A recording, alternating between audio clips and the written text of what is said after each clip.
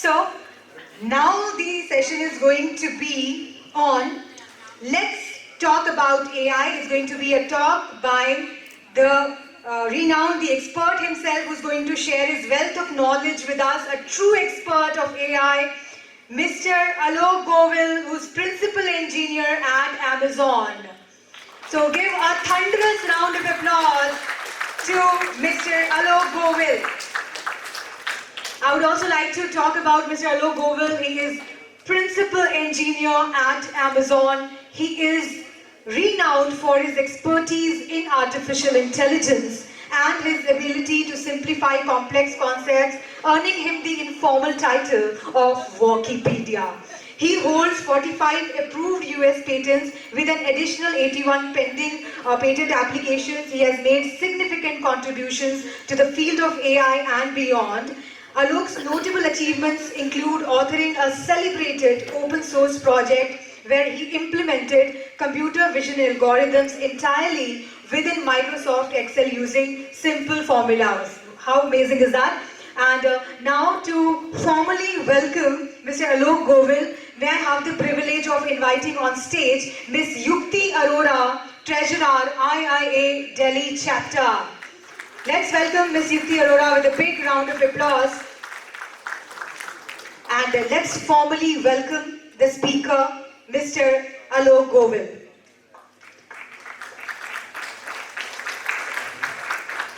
Hi everyone, I'll talk about certain different applications which are being enabled as we speak. Then I'll talk about what doesn't work well, right? And basically what is being done towards that. And finally, I'll present some general thoughts as an engineer on what I as a scientist think about how it's going to unfold in the future. So firstly, whatever I present in this session, it does not represent work of my employer and neither their point of views. So I know many of you were excited to hear from me about what I'm doing at Amazon, but unfortunately I cannot talk about that because of various confidentiality reasons. Second, I have a couple links and various studies quoted in these slides, but I'll be happy to share these slides afterwards. So any links you would have access to, you'll be able to follow offline. So let's talk about something very basic. And I'll show to you how something that simple has so many elements of AI that people don't even realize. This is just a straight line fitting. So this is a screenshot of Excel. You can put some data in. You can basically have these different points here, and in Excel you can ask it to fit a straight line. So let us see how many elements of AI this already has. So well, there's training data. The points you are fitting in is training data for AI. The straight line being fit is in this case the model you are fitting in. Training process is finding which line fits. There can be so many different lines. One of them goes through. That is the training process. The model itself has a couple parameters. So in this case, it's a position and orientation of the line. Line could be up and down, could be at different angles, and so on. So those are the model parameters in this scenario. You can see that training this line did not fit all the data points perfectly. So AI always results in some errors. It will never be 100% accurate. Very rarely it would be. Now, why do we use AI? Well, we had these data points known to us. But what if we wanted to know what is the value of I for this X? We didn't have any data point, so we use this line to basically make a guess. So this particular example is of interpolation, where our point we are determining is between those points, but also we can extend the line and we can extrapolate. I'll talk about basically later how this simple concept relates to some modern problems in AI. So now, straight line aside, we can have more complex models. More complex is our data, more complex our model becomes, and more the number of parameters it would go on to have. So certain examples, this group of people will already know. If I'm given square feet area and I'm asked to predict say house price, I could do basically some simple analysis like that and make some basically guesses. So similarly, there are plenty of some simple examples which we have done basically sometimes in Excel itself. Now what if there are two input parameters? So now basically we wouldn't be able to fit piecewise linear line like that, but we can still put piecewise linear surface like that. So it turns out basically, as you can imagine, no matter how many parameters you would have, whatever the shape of the function you would have, you would be able to fit some basically surface to it. This is like the core of it basically. So here's an example. Say I'm given latitude and longitude, and I'm being tasked to tell whether that point falls on the land or it falls on the like oceans. Right? You could solve it by like traditional means, but you could also train like AI for it. Now let us see, like in the previous slide we looked at how we can interpolate and extrapolate. Well, let's look at the same thing in 2 dimensions. So here are some points which are representing red circles, and some are basically like green here, and there are some error scenarios too. So we find that basically if we want to separate the two, our curve can go from anywhere along basically these like regions. Right? Now if we were to basically get one point here, our guess for that would be that it's red. If our point is here, we are a little bit tricky zone. If it is here, now we don't know, because our curve could have gone this way and this way.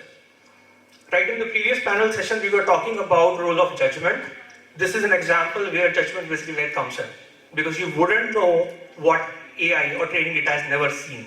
So extending to basically something that is not seen before is something we are working with AI on, but it's not as good as humans basically yet. So essentially what AI does is just basically, it's a more complex term for curve fitting. We saw line fitting, we saw piecewise linear fitting. It's just curve fitting significantly higher dimensions. Some input numbers go in, some numbers come out. Everything else is just calculation in the middle, as I'll show you some more detail later. So I think we have all seen certain applications, and I learned from the previous panel that this group already is aware of so many.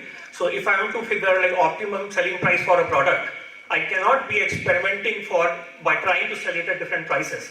So I wouldn't actually know what to do, but starting from some data points, I will try to take a guess. Similarly for some other ones. Now, so far we looked at numbers going in, but here we have basically like lots of numbers. If anyone were to guess what this data is, it's going to be like hard to, because I don't tell you. But here's the trick. Let's see this like animation. This is data in Excel, and I'm basically making it pixel go square, then doing some color coding on that, and I just zoom out, and it turns into an image. So this is just like data loaded in Excel. It's actually not an image, but just by color shading it and zooming out, I could turn it into an image. In fact, basically I use this technique to do some computer vision algorithms implementation right in Excel, and this is available for anybody to download and play with. So essentially, images are just numbers too. What about audio? Well, we hear, we see, and so on. But for computers, basically audio is just like numbers too. It's nothing different. Now, what happens to anything that we can't convert to numbers? And this is where the trickiness basically comes, because today we have techniques to be able to convert practically anything to numbers. In fact, for computers, everything is a number. Right? So if we basically talk about people, say, or some like words, or some basically digits, phonemes, whatever, right? We can always assign them numbers in this using this trick. Say for queen, I make this particular value 1 and everything else is 0. So that means if I have 30,000 words in my vocabulary and only one of them is 1 corresponding to the word, everything else is just 0. This is called like one-hot encoding, but you can use this to convert anything to numbers, even discrete objects. So this turns out basically, this is how we actually interpret language in AI. It gets converted basically like that. So now basically this one simple example. So again, some numbers are going in, some curve fit model basically there, some output is coming in. And at the fundamental level, this is all that happens when AI basically looks at this image of a cat or a dog, and it outputs a number which we infer as basically, okay, is it a cat or a dog? It's nothing else, it's just curve fitting. So similarly, optical character recognition, which I'm sure many of you have used those software, if not like understand how it works, but it's not very different. An image comes in, and so many of those numbers come out. This one says, is it 0 or is it not? This one says, is it 4, is it not? And thereby, one of them speaks up, so basically it turns out to be like some digit. That's basically how OCR like works. So using such like numbers processing, I'm just talking about certain applications. These are applications which I personally use. I'm not necessarily recommending them, but I find them useful. This particular one is able to take audio signals and uses AI to basically make them into karaoke tracks. So it separates the vocals out, guitars out, like drums out, and like so on. This is something that has been a hard problem for basically us to do for like decades, right? But now AI is able to do it. Well, so if guitar is playing here and one of you basically speaking, I would easily be able to distinguish, and today AI is also. By the way, it's a free app. It just requires a more powerful computer. You can download and use. Here's another example as it show basically there. This is like activity detection in videos. Again, for the computer, it's just number crunching, right? But using basically those different values that I showed in Excel, it's doing some processing on that, and it outputs basically like what is happening in the scene. Okay. Here's an interesting one. I put this on purpose basically there because this is something we humans typically like don't do. But for AI, with its number crunching capabilities, if you can produce some training data, then it is often able to learn something. In this case, somebody's short speech sample is like given, and AI asked to synthesize basically their face. AI has never seen their face. AI knows nothing about them. So just given the speech sample, this is the like photos of the real people, and this is what it could like come up with. Not bad, I would say, given that this is just like speech from like accents, from I guess from the sound, specific frequencies able to tell the structure of the nose, maybe from accents is able to tell the ethnicity of the person and so on. So not something we might also be able to do to an extent, but basically with lots of training data, AI could make some counterintuitive applications that is like not the norm.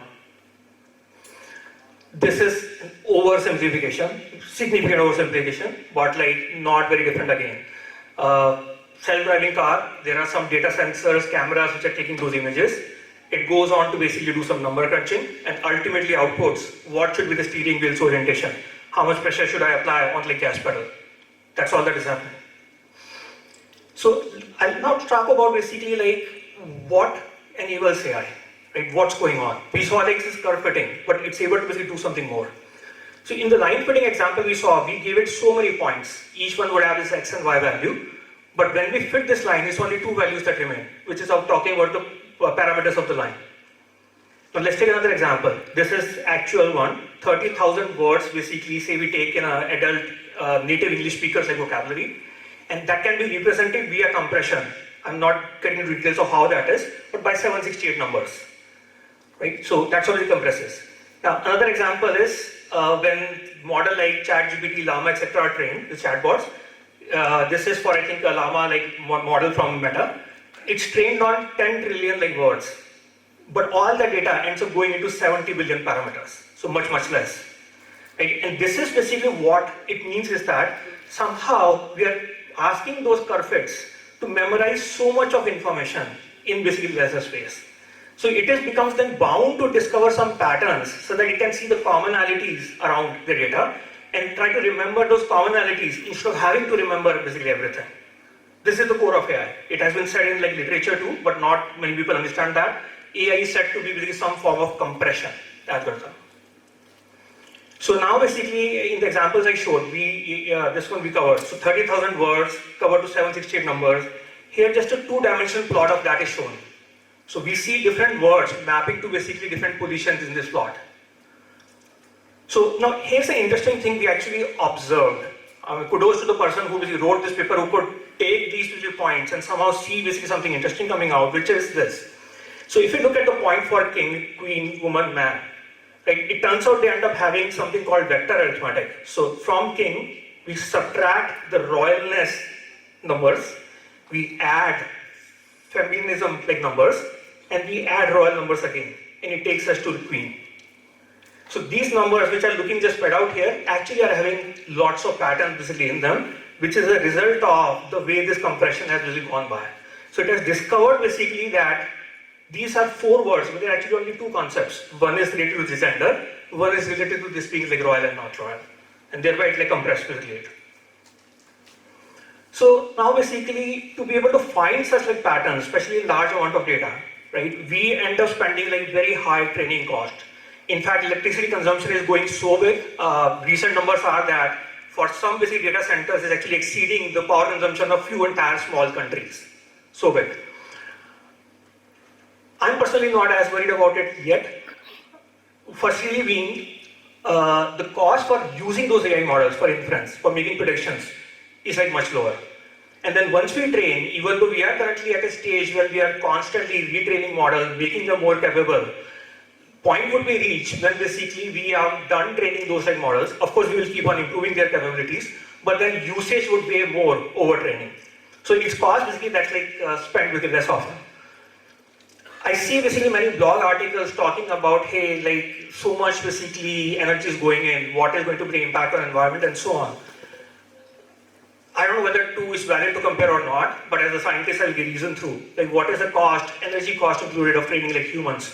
If we do that comparison, we find AI is a lot cheaper. I'll briefly talk about basically why that happens.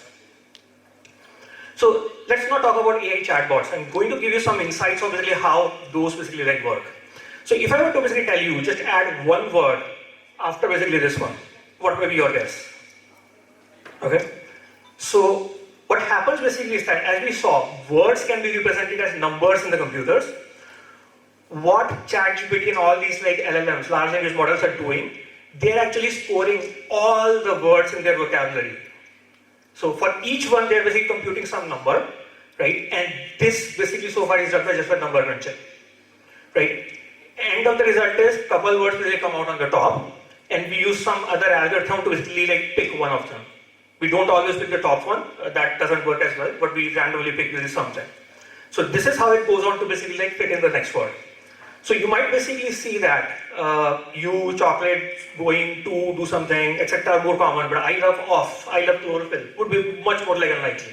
So that is how essentially scoring is like working through. What it then does, now that it really knows I love chocolate, right? Now it says, okay, I know 3 words, let me predict the 4th one. Might be a period, might be the end of sentence also. But it's just repeatedly taking one word after the other.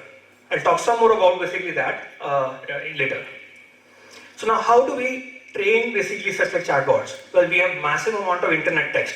So I could take all of these words known and ask it to predict the next one, but I already know what is the next one. Right? It's very unlikely that very same sentence exists somewhere else too, which has a different word. But even if that is, that's fine. Now from the same data, I could basically take another like sentence and try to read the next word. So from the same data, I can make many training examples. You can imagine basically why it's computing, why it's using so much like electricity to be able to train those. This, by the way, is an important example to think about, because we always had this data, right? But we basically, say a decade back in AI, used to say, okay, like give us training data, put labels for it. We want to make it supervised learning and so on. Right? But today, we have found out basically ways on how we can take raw data. Without having humans put annotated labels, we can create some training data out of it.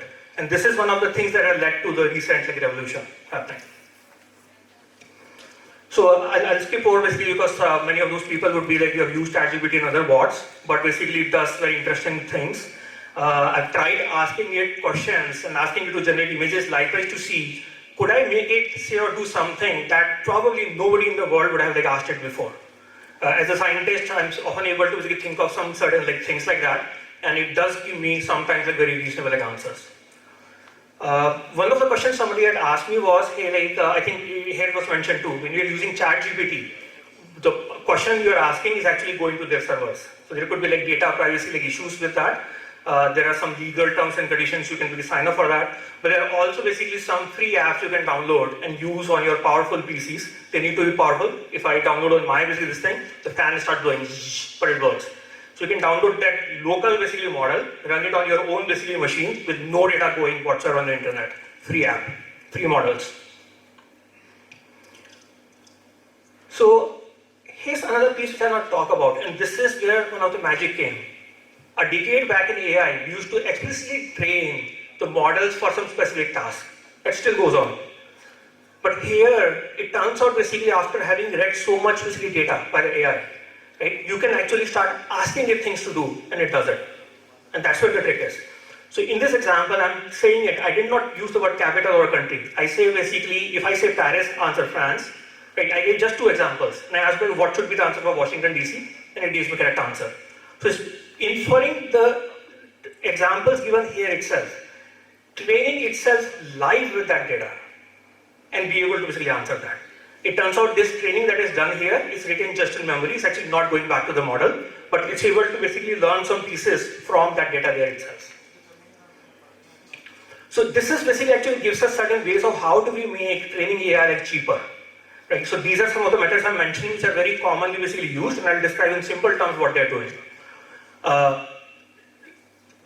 To give you an example, the GPT-4 model, it has been set at $100 million to train. 100 million.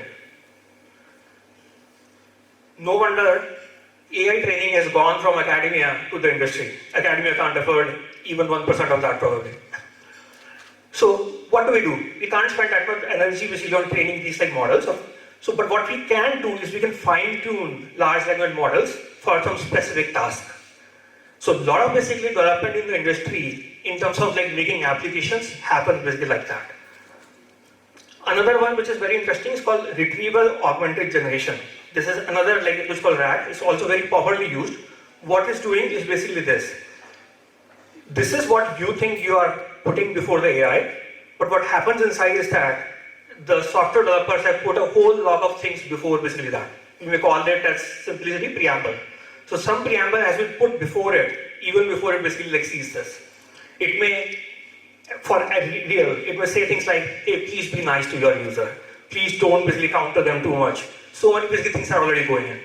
So we can make actually use of basically such things to say, okay, like things that AI model has not been trained for. I could basically put in the preamble, and then my actual application use case basically goes. So it's a very common technique, but there are also pitfalls for it, because that basically, what information to inject in that preamble can vary by the use case, and most people don't know basically how to like get that working right. Because people just use the tool and think that it will work, but it doesn't. Another thing on which ongoing research is like coming is to basically try to, now that we have learned how to make large scale models, right? We know English grammar as an example is not that big. Right? It could be smaller. So could I make a grammar checker which is much better than traditional grammar checkers but be much smaller? Well, that should be possible. So how do we take that large scale knowledge it has obtained but delete basically most of it that's not needed for the task at hand, and therefore make a smaller model? So I think this will really start like coming soon too. Now I'll talk about something very, very interesting. This is a game which is something like chess called Othello, said to be very like hard game to play.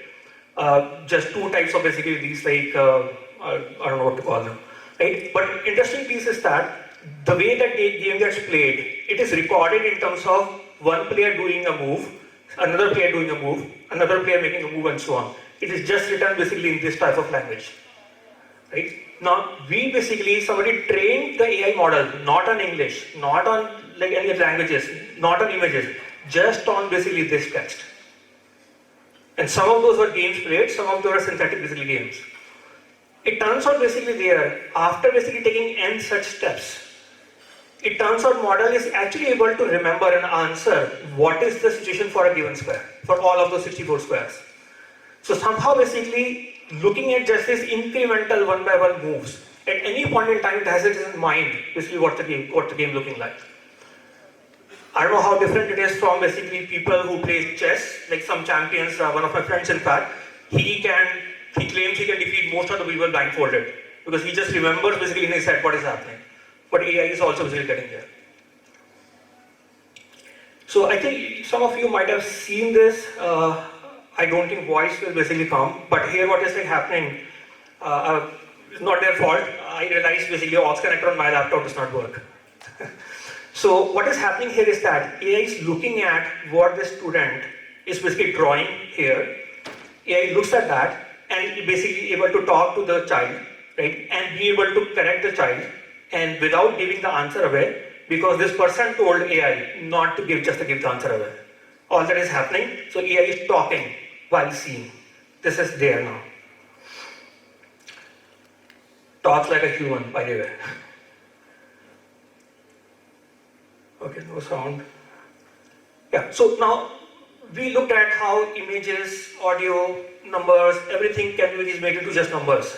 And now basically in this example you saw how it is able to take audio, is looking at things and able to make like inferences based on it. And that basically shows up how many new type of applications become possible. Here I'm just giving two examples. Say basically we want to decide whether to approve a loan application or not. Right? Now what kind of documents I may check? I just made this stuff from my side. I think this audience would know a lot better. But I presume that might include ID documents, reason why the applicant is seeking the loan, amount of loan sought, etc., etc. Information that's ultimately going to be multimodal. It's going to be images, it's going to be some text, it's going to be some numbers, whatever. Ultimately, just boil down to numbers. And as much as we have basically prior data to be able to train AI, right, we could try basically that. Prior data could be, we basically try to create some annotations by hand, or we look at, hey, how many of those previous loans which we thought we would grant and we granted were actually like under defaults. So that becomes really training data for it. Another one which is like people are trying, but medical is like still a lot riskier, but could basically AI scale medical help to basically those people who currently don't have access to it. So challenge basically today I would say is lesser. I won't say zero. It's lesser in terms of what AI can do. It's more in terms of how do we generate training data, and sometimes basically training data might be right before us, we may not see it. So that's why it requires some creativity. This is a core problem that happens. Sometimes we just don't get the right accuracy. Medical, for example, somebody's life at threat, we basically won't jump to using it. And as I think in the previous session we were also talking about, it hallucinates, right? Now, why does this hallucinate? It's an open research problem, but my own basically thought is it hallucinates because it's extrapolating. So whenever it's basically getting to regions where it has not seen any training data, right, it might basically come up with some results which could be like very bad. Right, because we humans currently understand more than AI like still. So here was one basic thought I used to have as a child. So we humans, we listen, we talk, right? I also see. But what is the opposite of seeing? I can show my gestures, I can show my facial expressions. But I can't basically I don't have a TV on my forehead where I could show you basically some diagrams right there. Right, so I have to use whiteboards or slides and so on. Right? But nature did invent basically some organisms which can basically display color on themselves too. For us, basically humans, we have print, TVs, etc. and so on. And thereby basically only few of us have like strong abilities to be able to basically make artwork or draw basically some like photographs, real looking photographs. Two of my friends in fact can basically make photographs which is indistinguishable from actual like photos. So good they are. But most of us really can't. But again, AI is not limited by that. It is limited by the training data and basically those things. So if you train AI basically for it, it starts doing it. I think many of you would have seen that. DALL-E was one of the like popular applications that came out. You describe in text what you want, and it creates an image like out of it. I personally use this one like sometime because this does not even require login. It's not only free, there's no login. You can just do whatever with it. Here's one recent one that came out. This entire video, sound I don't think is there in this. This entire video is generated just from this text. There's so much basically detail on it. There's so much basically detail in that which AI is filled by itself, by its like own knowledge. Right? And this is really making some of like people who do CGI, animations, etc. like nervous because it will make basically their job, well, they think it might be a loose job, but I think it will make it better. Okay. Now, so far we basically looked at AI playing with the information. But there are also basically research going on where we can teach AI robots not by explicit training, but just by showing what we want to do. So some human basically shows, okay, this is how I basically do things, and these robotic arms can basically start copying basically those behaviors and start doing it. Here's another one. This one needs sound but doesn't have it. This company, I think Hanson Robotics, which make like lifelike like robots, and these robots like look alike like humans, move like humans. So far, they didn't have the intelligence of humans. So my basically intelligent guess was they were faking in terms of what she says and so on, or what it says and so on. And but nevertheless, now that you saw in some previous like demos, we are getting to a regime where AI can even talk like a human. So it's a matter of combining basically those two. By the way, for some reason that I don't agree with, this robot Sophia was granted citizenship by their country. I don't know why. Now, let's look at basically how things happen for humans. This is kind of very interesting now. Now, we don't understand biology fully, far from it in fact, and especially not the brain. But we do understand a thing or two about the muscles. So when our muscles basically like move around, It's our brain which is applying voltages to basically those like muscle fibers. Same voltages that we use in electronics. And muscles also have feedback sensors basically on it. So our basically sensor can tell whether muscle is stretched or not and how much force it is applying or not. And pretty much this is how we move. This is how our brain basically controls our muscles. One philosophical debate that has been there for a long time was basically that we humans, we know how to add numbers, we can do things, but we don't really know, I can't explain how do we move our own hands. It just happens. I want it, it happens. How? We don't know. But basically seems like we might be about to get there with robots as well. After all, it's a voltage is going through and some sensors sending signals back. This is in fact how basically these robots like basically do their jobs. They're using motors, not muscles. Next thing that happens, I mean, so far we are basically training AI with lots of basically data, but humans basically don't do that. Animals don't do that. I don't know about plants. We basically learn by doing things often. We start playing with things around. So this is called in technical terms action perception cycles. We basically do something, we find something is happening in my eyes, I'm a baby, right? I basically move my hand, it falls. I end up learning basically those behaviors. So we haven't done those things basically for robots yet, although it's like starting. But basically there's one chess engine called AlphaZero, which trained itself just by playing against itself. There was no other training it done. It was just given rules of chess and it was playing against itself. And currently it outperforms humans to an extent that we have no foresight into if any human. So let's think about, I think we were talking about like human judgment basically angle, but let's see like how does AI make a decision? There's something I've had some strong debates with some people around like, hey, when self-driving car decides to stop, how does it decide? And I'll tell you basically how. So many of you would have seen machines like that, where these balls are going through, then this guy falls here, keeps on going basically, and some magical things like happen with a precision like engineering that's there. Now, if I tell you, electronics is no different. It is just electrons falling through Coulomb force, just like these balls falling for gravity. There's no fundamental difference other than that. It's just electrons falling through. And any calculation computer does with numbers is again happening because electrons are falling. I drop this bottle, it's going to fall. Same thing, nothing fundamentally different. So AI decision is just basically calculations, nothing else. I think there was some discussion around consciousness and all, which I'll also talk about with a little bit later. But for the timing, we can say for sure, AI decision is nothing but calculations.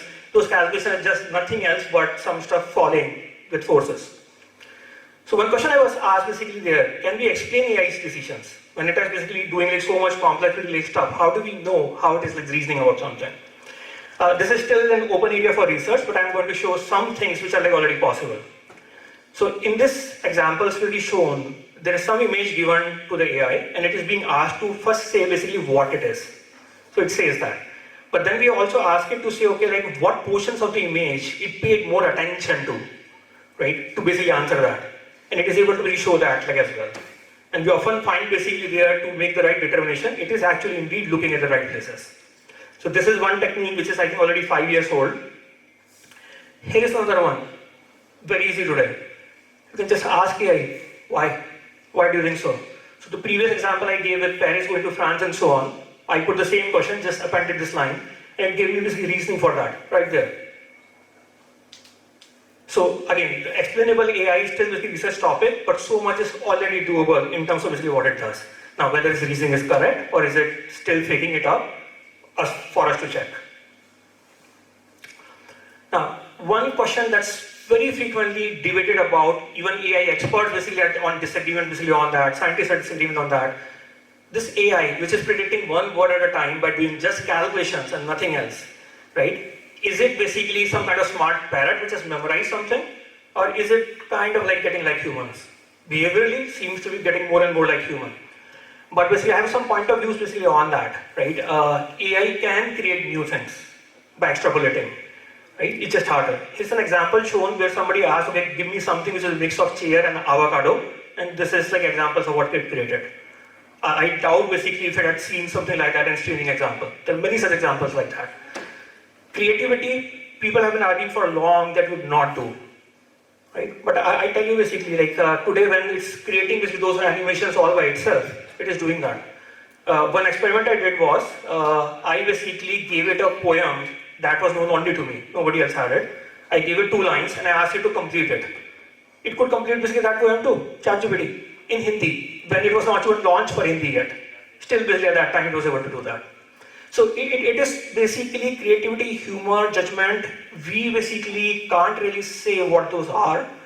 And certainly they are not booleans. I mean, sense of humor can vary, amount of creativity can vary, judgment certainly does. Right? But basically when a machine learning model tells you whether an email is spam or not spam, it is already applying some tiny bit of judgment. Right? But it's not there to the level of judgment that's needed to be applied by board members as somebody was like talking about. It varies. So we have like several steps to take before it basically keeps on basically getting there. So now some of you would have heard blatantly fails for simple math sometimes. We have been using computers for maths for a long time. I mean this computer here can multiply a billion numbers in like sub-second, which I can't do in a lifetime.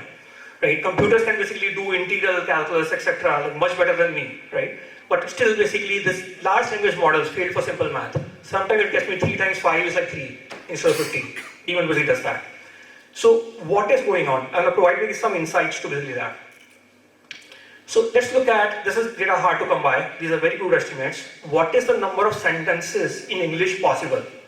So it could actually be infinite. So I basically constrained you to say, let us say there is a vocabulary of 30,000 words, which is realistic, and say each sentence has maximum 31 words. Right? So cannot be infinite. Right? This is, by the way, the number of average sentence length in Wikipedia. So it turns out basically, if I were to just put random combinations of words, it results in these many possible like sentences. Huge. Huge.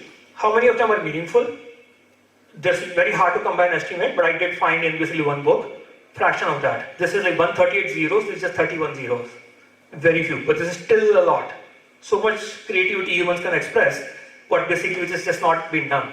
Now, how much is available on the public internet? Well, I'm not fully sure of that, but training size of Meta's model is just this. Out of these many meaningful sentences possible, out of these many nonsensical sentences possible. So you can see how sparse it is. This is like basically entire universe being almost empty, just couple stars, couple planets there. That's what this is like.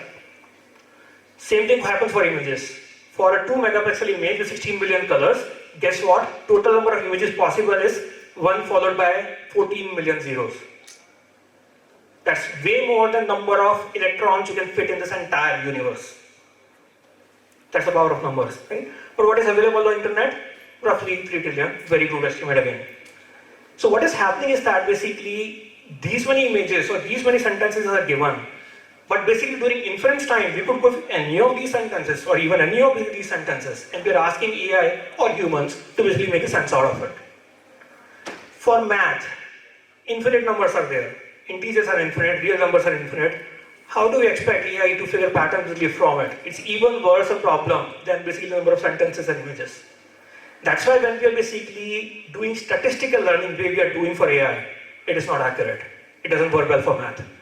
Right? So there are ongoing research basically on how this would be solved, and couple basically things which I bet would be integrating memory with computations is something we are still basically, we have some techniques, but we are still working on some. And on how do we combine symbolic reasoning with statistical reasoning, this has been like altogether ongoing debate like forever, probably would never settle down. Yeah, I think I already covered basically that. Why does it hallucinate? Here's an interesting piece that has been basically there for like since 30 years now, 30 plus, called Moravec's paradox.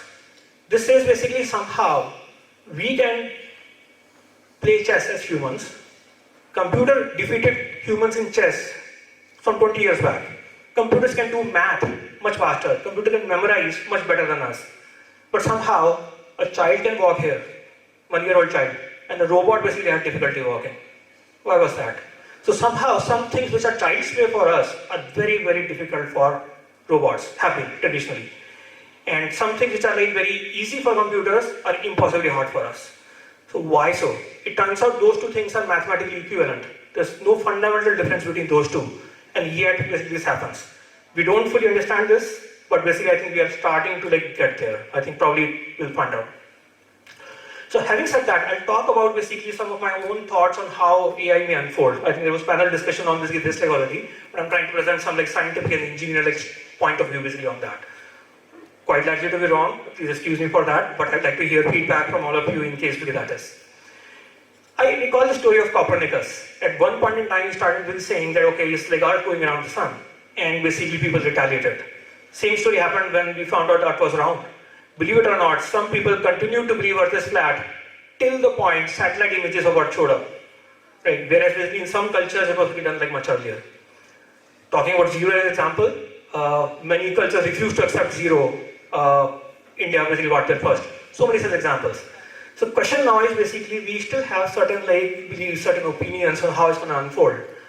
I can't basically say who will end up being on the Copernicus side and who will be the rest, basically who would keep on refuting to see something happening that we today don't believe in, but will be basically the norm, say 100 years down the road. So things I'm going to basically say are of that character. I'm reasoning purely from science. So one common topic of AI ethics as well as biases in humans. So training data itself often has biases, not only because our training data is incomplete, right, but also because human biases are already going into it. Right? And part of basically why AI shows biases is actually both of them. So in my view, some research that will happen in the future is that these cognitive biases, logical fallacies, these are based on Wikipedia made for humans. Humans basically exhibit those biases and fallacies commonly, hundreds of them listed there. We haven't, to the best of I know, basically we haven't started training AI to basically avoid those biases taken from here. My belief is for each one of those hundreds of biases and fallacies, we could basically start training AI, changing the code, changing algorithms and so on, and AI really start doing better than possibly even an average human.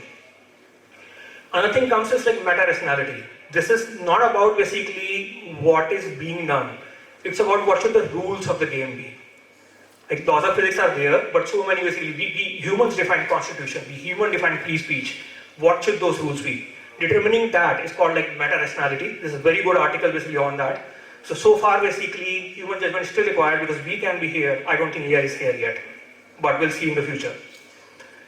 Another question that's frequently talked about is fear of AI taking over humans. But to be frank, I'm more worried about humans controlling AI for their own advantage.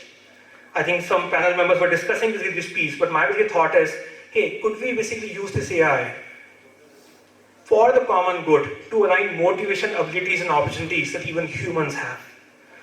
If we can use it to basically reduce crime, reduce the abilities, basically reduce motivation for crime, reduce ability to crime, opportunity to crime, why not? So I think there's a lot to go before basically fear of AI taking over humans would basically come, in my opinion. Here's another application which I'm very interested in. I've been saying this for a while. So AI is something we understood, at least in the past, but now it's basically getting to a regime where we are losing the understanding of it. We don't fully understand how ChatGPT or these other physical models work. In the meanwhile, neuroscience research has been trying to understand how brain works. And now basically at a certain point in time, these are going towards convergence. I don't know what all this basically implies, etc. I don't know yet. AI, on the other hand, we can peek inside. We can't really peek inside human brain. We have done research on how to peek inside for human brain for decades. I know various techniques really also, still very limited. But AI we can peek into. And once we start understanding what's going inside AI, we might basically start getting insights into what's happening inside neuroscience as well. So kind of right now, our understanding of brains and neuroscience is increasing. AI is decreasing, but it would basically at a certain point start increasing. Very interesting application, very interesting thought basically there. This came from, I forgot the name, one AI researcher, said, hey, in all our children's stories we read, we hear about animals talking. Cat says something to dog, blah, blah, blah. Now we are basically, somehow, we very easily figure that that's just a story, it's not for real. Right? In AI, we are giving those stories to AI too. Would AI also figure that it's a joke, it's just a story, it won't happen for real? It's there in our data. We were also trained like that, but we figured. Right? I experimented with that. My guess is that we'll already do it right currently. Now, interesting application is, again, as I said, we could go from speech and try to synthesize human face. Scientific community is looking to see, hey, could we take sounds generated by animals and start to basically get a better understanding of what the animal is really thinking inside, or doing inside, feeling inside. I think the harder part is here, how do we bootstrap this to get a training data? But I would love to be able to talk to a dolphin, a dog, whatever. Consciousness, the hard topic, I'll keep it brief. Lots of opinions, often strong opinions on this. I won't take a stance. Some say it is nothing, right? This article actually lists some like prominent figures who say it's nothing, while some basically say it's metaphysical and beyond human understanding, and there are a variety of other thoughts. As a scientist, I have no clue. No clue at this point in time. But I distinguish synthetic from behavioral consciousness. Synthetic is when it is just made by humans in the lab, but it is real. Other than that. So same, like you make synthetic diamond, it's still basically carbon. That same like crystal structure is made in the lab. So synthetic consciousness would be like that. I have no clue. Whether we can ever make it or not, I have no idea. Behavioral is when it acts like it is conscious. I don't care what's inside. Now, so some of the examples we have seen basically of those robots, this may already have been achieved. If not now, probably in another 5 years. Question basically before us is that, does it even matter? As much as I'm basically trying to work out applications, do I want this AI to solve my problems, the one I want it to, not the new ones it invents, right? Whether it's conscious or not, I don't know. So, how do we know basically what is consciousness? We don't, well, I think some would claim they understand it very well, some don't, I don't. There's one interesting test called mirror test, which is used as a proxy. We show a mirror to some animals and we put some dot on their cheeks. And if they basically figure out that, okay, that animal you see there is right me because of this dot, we figure that it has some sense of its own existence. Turns out some 7-8 species altogether have been demonstrated to do that. Most basically don't. Right? This video, it doesn't play basically here, but it's on their link. This bird, basically, tiny bird, it was again basically put some dot and it's basically trying like vigorously to basically scratch it away, doing dancing around to basically get it off. It thinks it's a bug which is like it's maybe going to bite it. So thing is basically like, yeah, I'll skip basically this one. So question basically I ask myself, like how do we know that we are conscious? How do I know? So far basically we have no basically proper scientific test to tell whether somebody is conscious or not, but we all strongly believe we are. How? Again, I don't know the answer, but basically I'll move back to Descartes, basically who said, hey, I think, therefore I am.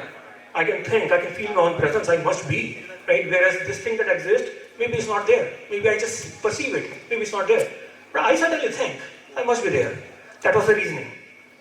So my question basically is, what if you could find or create an inner voice in AI?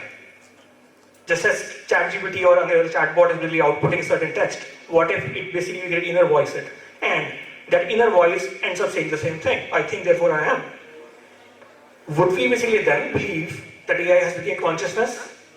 I don't have an answer, but something to think about.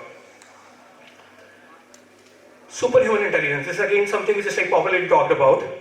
Already it is so happening that all the text data on the internet has been consumed in AI training. They, in fact, I hear basically rumors that they've stopped taking further basically data. I doubt it has happened for video, but ultimately it's limited to. So once all the training happens, what do we do next? I don't know, again, one basically thing that comes to mind is, like, we have our own senses which are limited, but basically with electronics I can sense infrared, I can sense ultraviolet, which my eyes can't, so I can start feeding in more basically data like to it. And also, as I talked about before, I can basically keep on improving its rationality, meta-rationality and so on. That's what comes to mind. But I don't know what basically could this bring. Which leads to another very scientifically interesting question, biology versus electronics.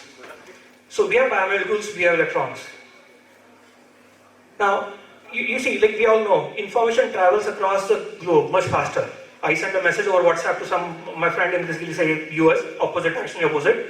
This is in 2 seconds. I can't do that for goods. So somehow basically electrons and electric fields, like we are able to transport them, move them much faster than like atoms and molecules. Reason for that ultimately is that electrons are much lighter, about 1,000 times lighter than an atom, simple atom, and probably like 10,000 times, 100,000 times lighter than a biomolecule. So question basically comes, could electronics actually lead to something that's better than biology? Because fundamentally it could be, except for this consciousness piece we don't understand. Now, question basically comes, hey, like, why did nature basically not create such electronic mechanisms? Well, we have been walking on this earth for some couple million years, but we discovered charge and magnetism just about 1,000 years back. It's so uncommon in nature. Why? We know charge is essential to life too. It's all buzzing in electricity. Every single cell inside our body actually works on 70 millivolts, give or take, of like voltage. So I'll skip this piece, but I think this remains an open question. We don't know the answer. His analogy I like to basically give, right? So electronic life on biological life, right? Wheels is noted to be humankind's among first inventions. We read in books of history of human discovering wheels. Yet we don't find species animals which are walking on wheels, right? We are all legs. And it took us so much basically longer to get robots to walk on legs that technology has been basically on its nails. This is having on legs. What is behind this contrast? Right? I think I know the answer, but these things really happen in nature right before us. We sometimes don't observe it. Could electronic life be like that? We don't know. I certainly don't. So let's figure out basically how do we do this right? Right? As there was mentioned, basically there can be a lot of fear basically around it. But let's look at some history. When paper and writing came, Aristotle was said to have said that it will result in decay of human memory. It didn't. He thought, okay, we could write, so what's the need for me to memorize because it's written down now, right? But what happened is we created encyclopedias and libraries of basically comic books, right? We essentially enhance our effective memory. It didn't decay our memory. Machines and electricity, we thought it will make us lazy, but we make a lot of new products from it. We have not become lazy. Calculators, yeah, we calculate a lot more. And in fact, as I mentioned, everything that AI is doing is now calculation, right? Every single time, it has enabled us to do something orders of magnitude more than what we had like before. Cars and airplanes, we could travel faster, we could fly, right? And so on. This is the historical trend. Now, question is, with intelligence, would it basically be that we become lazy and AI basically does everything? Or would it be that we will magnify ourselves 10,000 times using AI? The latter is what we want to get to, of course. Here's another thought basically I had. I could be very wrong. I barely know economics, right? So, what would AI enable us to do more like this? Like, what could be the 10,000 times magnification that AI could enable us to basically do? So, thought that comes to mind is that we consume what we produce. I mean, I don't understand economics like much, but I know a few things about money. Money, barter system, etc. is just a way of exchanging goods and services. That's all it is. So, but ultimately, right, so somebody else made this bottle, I drink the water, right? I make this presentation, somebody else benefits from it, so on. Right? What can AI now enable that could result in basically something massively bigger than today? Few things come to mind, purely from a mathematics standpoint. Large-scale cooperation. With AI models, we have already taken all our knowledge and put into some small models. Why couldn't it basically make us coordinate in a much better way as opposed to the wars we are currently having? Same thing that makes it possible is that currently we do optimization by various principles of economy, capitalism, etc. But the AI could make a mathematical global optimization like possible. So the future I would like to see is not where we lose jobs because of AI, but we free ourselves of work that we don't want to do. How it could happen? Well, automation makes stuff cheaper. So if my salary reduces because AI is automating, but it's also making stuff that I consume cheaper also, could those two just not cancel out? Again, this audience might be better at determining that, but just basically my thoughts. So this is how I see it. Personally for me, it's a time for a lot more innovation that's possible there. What could be that 10,000x scaling of humankind that we could do that we basically don't have today? Just like machines did, calculators did for us and so on. So I see basically, there's a term I just invented, AIization. I think this is where the next 2 decades will basically go. Post basically that, probably many new things will come that I can't basically like imagine. But there's also a challenge before us. How do we do this right? With that, I'll end with some popular reading books. These are non-technical. All of you, if you read, you will all enjoy. This one is History of AI. It was very mind-opening in terms of like what happened in the past. Book was written 20 years back. Still, I found it very useful. Another book, this is talking about neuroscience angle. It's like a neuroscientist writing doesn't probably understand like mathematics enough here, but understanding like behavioral human studies and what are they revealing about human brain. This book is not liked by audience very much, but it still does give very good insights into how AI works. So I do recommend reading this too. Don't take this on face value, but in terms of understanding how AI works, this would still be a good book. Here are a couple of my own talks. I mentioned that computer vision Excel. This link basically I'll share. I have another one which is science of decision making. I don't do decision making to the level this audience does, but I have basically extrapolated how humans would be doing decision making based on basically the mathematics of it. So some basically thought there. Some couple ones I'm building basically on those, and these other ones are upcoming. I have those ready, but I haven't publicly delivered those yet. Finally, I think I'm coming to a close. So I'd like to thank the IIA basically team and this audience for giving me this opportunity. I've given many public talks before to much larger audience too, but never this powerful an audience. So I feel very humble and that I got this opportunity. And special thanks to Bharat, who basically encouraged me basically highly to come before this audience.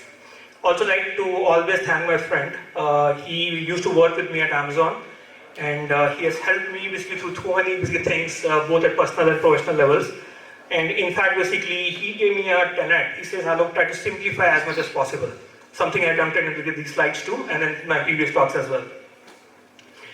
Finally, I think this is my contact information there. I think I won't have time to basically take the questions here. Maybe I do, please tell me. But if not, I'll certainly be around for some time here. Happy to basically talk more, hear your feedback, answer any questions basically that might be there. And I'll post basically these slides on my LinkedIn, as well as basically share with anyone and share with Bharat and IA audience too. Thank you. So please stay back. Please call upon stage Mr. Nikhel Kochhar, Senior Partner, JHS and Associates, also the past President of IIA India. Let's welcome Mr. Nikhel Kochhar with a big round of applause. Thank you so much, Mr. Alok Govil, for joining us. It's an honor and privilege to have you among us.